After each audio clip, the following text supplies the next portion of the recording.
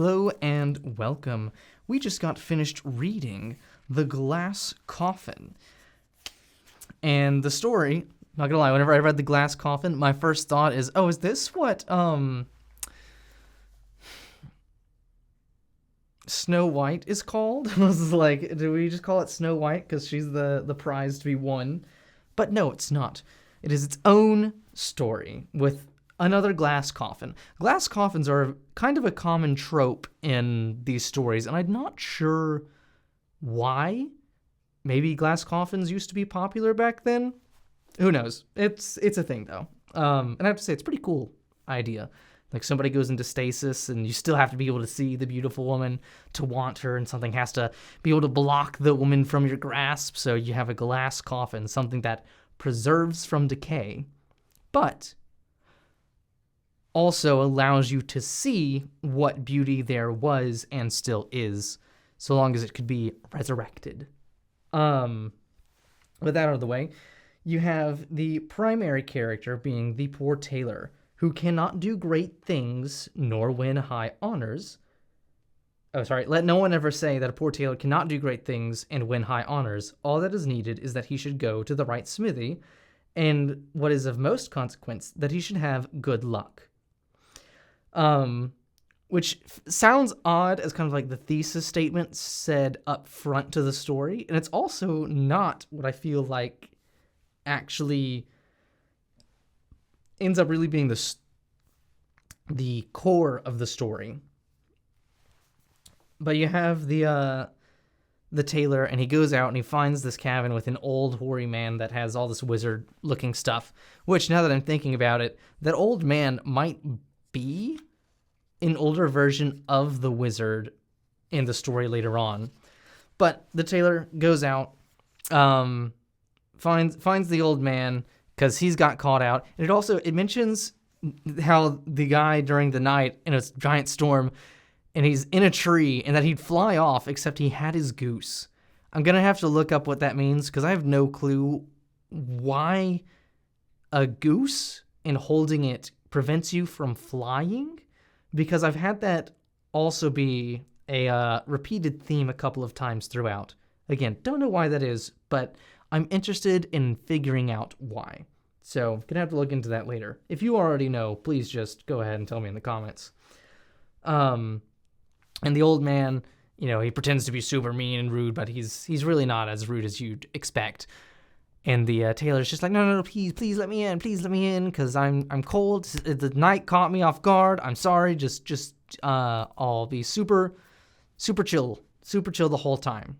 And the old man's like, all right, fine, you can come in. Lets the tailor in. The tailor just immediately is like, all right, cool, here's the bed. I'm going to sleep. Passes out, wakes up. And this is where I feel like the actual reveal, the actual statement of what the story is trying to say, or the thematic element is. You have a bull and a stag fighting each other, and you have the tailor standing outside, absolutely stunned, and it says that he wakes up with an unusual level of like gusto, of bravery, an unusual level of bravery whenever he goes outside and he sees the bull and the stag fighting each other, and the stag finally gets around the bull and stabs the bull and knocks him over, and then continues to hit him until the bull dies.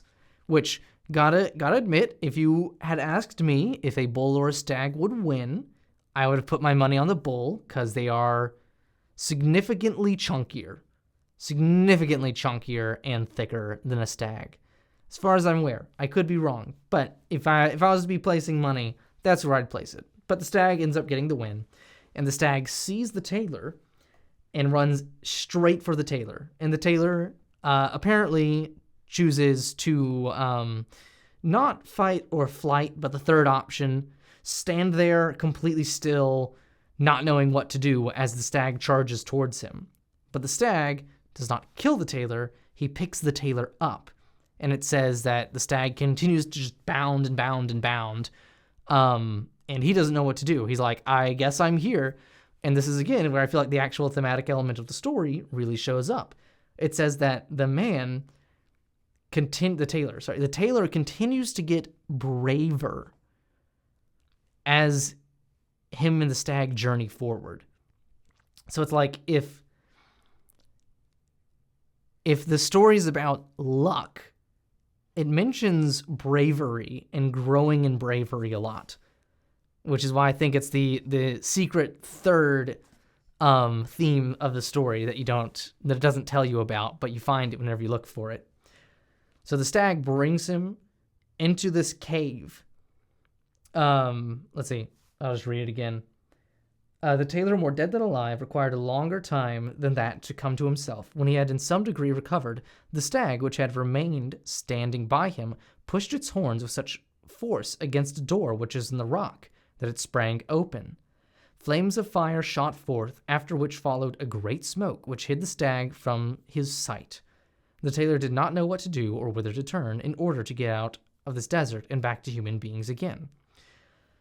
And then a voice calls out to him from inside and tells him, "Enter with no fear, for no evil shall befall you thee." And he goes in and he sees these incredibly intricate and ornate, dioramas, essentially, of this wonderful kingdom. And he's like, what in the world is this? And he's told to go to the center of the room. He's told to go to the center of the room and step on the stone which lies in the middle of the hall, and great good fortune awaits thee.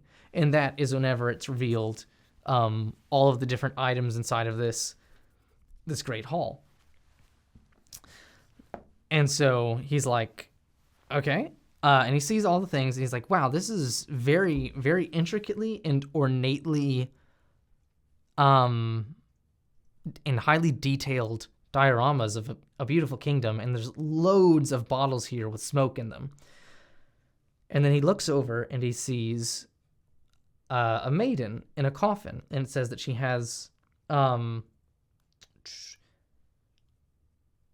voice once again calls to him while he's paying attention to all the dioramas, and the voice told him to look at the beauty, and it was the greatest beauty. She lay as if asleep, and was wrapped in her long, fair hair as in a precious mantle. Her eyes were closely shut, but the brightness of her complexion and a ribbon which her breathing moved to and fro left no doubt that she was alive. And this is, apparently she's naked, because the first thing she does whenever released is goes and grabs an actual coat and puts it over herself. How she came to be naked in the glass coffin, well, you find out a magician that's not so nice. Maybe he was interested in seeing. But I've always loved the image, and I don't know why, of women with like incredibly long hair that covers all of them.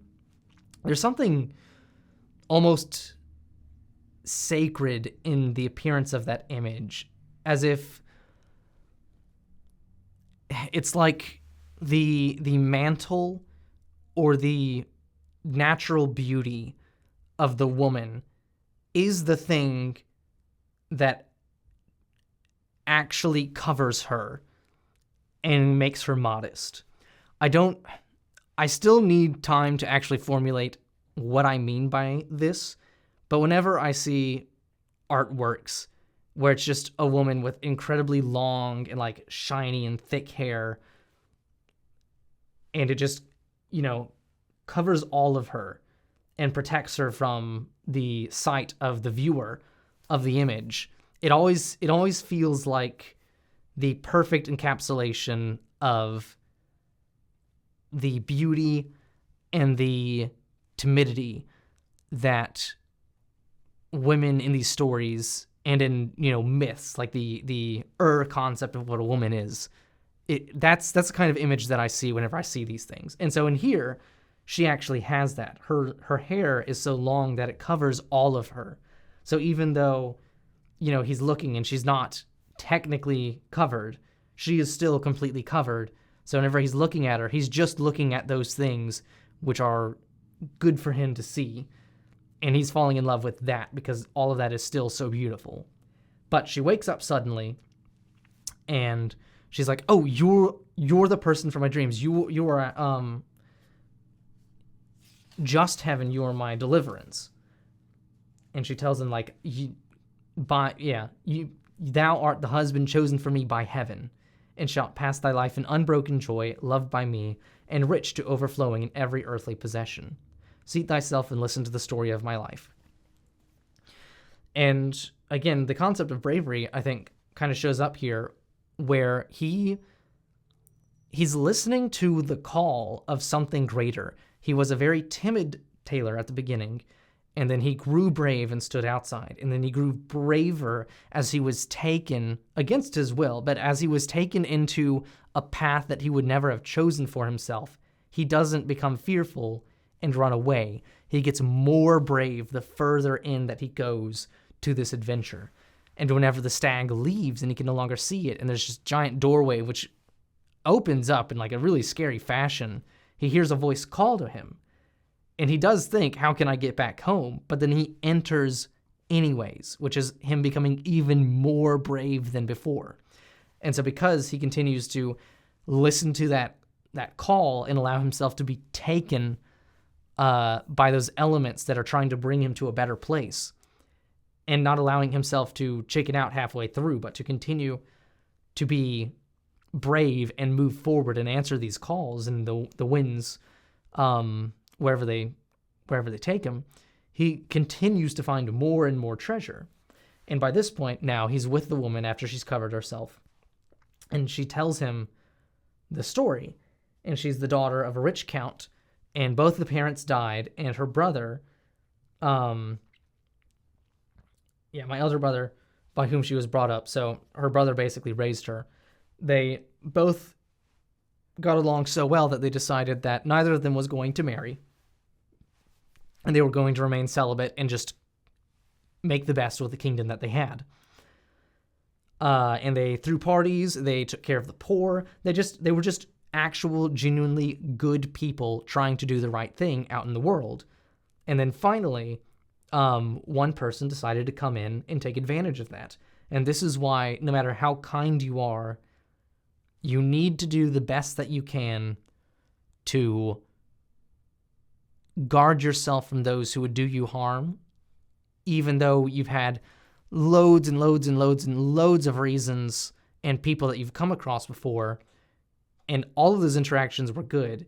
If you just continue to freely and completely willfully, without protecting yourself from the evils of the world, if you just continue to act that way and not grow your knowledge of the good people versus the bad people, you will have the life that you have taken away from you, which is what happens to her. And then you may get to the point where you are trapped, where you get turned into a stag. You're led along by the evil that brought you in, and the evil that brought you in will also try and, take advantage of you, like the man tried to do with her. And the magician, goes to her in the night and is like, I want you, you have to come with me, or I'm going to take everything away from you. And she's very determined. And this is good to her part. She's now in the situation where she sees the evil man, and she knows that he's evil. The magician is evil.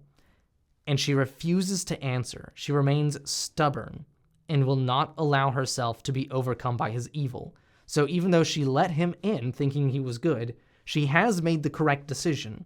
The correct decision is to refuse to let the man have his way with her. And so she refuses, but in that refusal, she has to deal with the consequences of his wrath. And the consequence of his wrath is that he takes her brother and turns him into a stag. So the brother has now been harmed by her refusal. And then he encases her in glass, and he also puts the kingdom in a glass bottle, and all of the inhabitants he puts into glass bottles and turns them into smoke.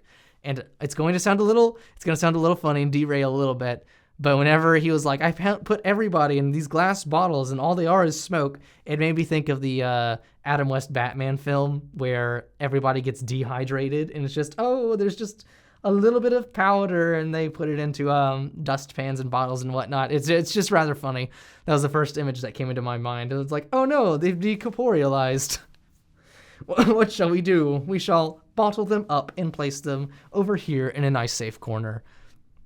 But yes, so for the woman, she has resisted evil, not allowing it to take over her, even though if she had given in, there's the possibility that others would have fared better. But I think it is better to resist the evil, because the evil may have continued. The magician could have continued, regardless of her consent, to do all of the other things that he did. But he was not allowed to have power over her because of her refusal, essentially. That's why I would say she still made the correct answer, made the correct response in the situation. And she was encased in the glass. And the magician was like, I will undo everything if you will just agree to be mine. And again, just trying to coerce her, trying to do evil to her. And she continues to refuse him by just remaining silent. She's like, I will let all of this pass over. I will not intervene. I will not let him have his way. I'm going to remain silent and wait for heaven to bring justice. And then an unknown amount of time passes. It says like a day, but I think it references multiple times where she has dreams and then she'll wake up for a short time and then go back to sleep. It's a little unclear quite exactly what it's trying to say and reveal in that moment, in that description. And then finally, a man who, isn't really all that, but has this greatness thrust onto him, and he accepts that greatness, takes up the opportunity given to him, and he comes in and he finds the woman. And so now, by the woman's refusal, her brother has been able to kill the magician who changed himself into a bull. So the evil was defeated by the very evil that it tried to commit to her brother. And then everyone and everything was preserved, even though it looks on the outside as if everything is horrendous because, the kingdom is gone and all the inhabitants are gone. But you could look at it as they're gone, or you could look at it as they are preserved. He was so mad that he actually did no true harm. He just made all the good things in them dormant. Not that they were harmed, but they became dormant. And dormant really in reference to her and her brother. But her brother was still free to enact his will on the world to some extent. And her brother also played a part in that he continued to fight, even though he probably took the biggest blow outside of the sister to everything that happened.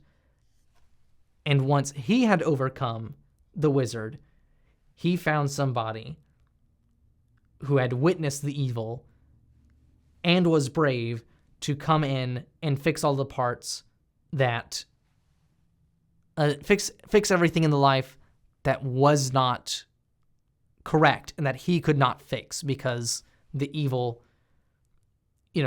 came in and ruined their lives in a way that they were no longer able to handle.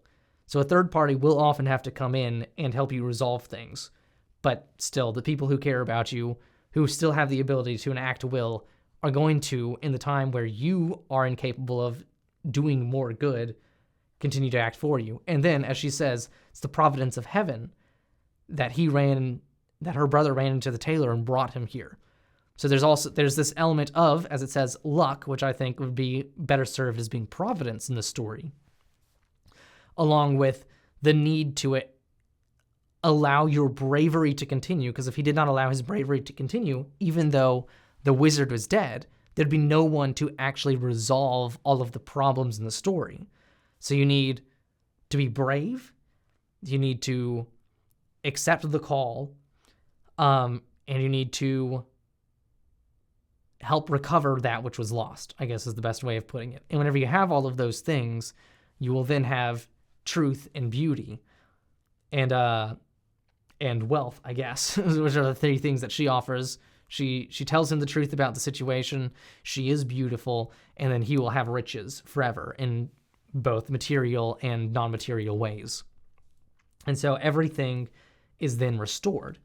And I don't know if it's very important or relevant, but the stone is where they place all of the things that have been shrunk down and put into the little glass bottles. And they place it down and open the glass bottles on the stone, and the stone lifts everything up back to the overworld to bring them all to as they should have been from the beginning. So that's what I got out of the story. What did you get out of the story? Let me know down in the comments below, and don't forget to like, subscribe, hit the notification bell, and check out one of these other videos right here. And thank you very much for your time.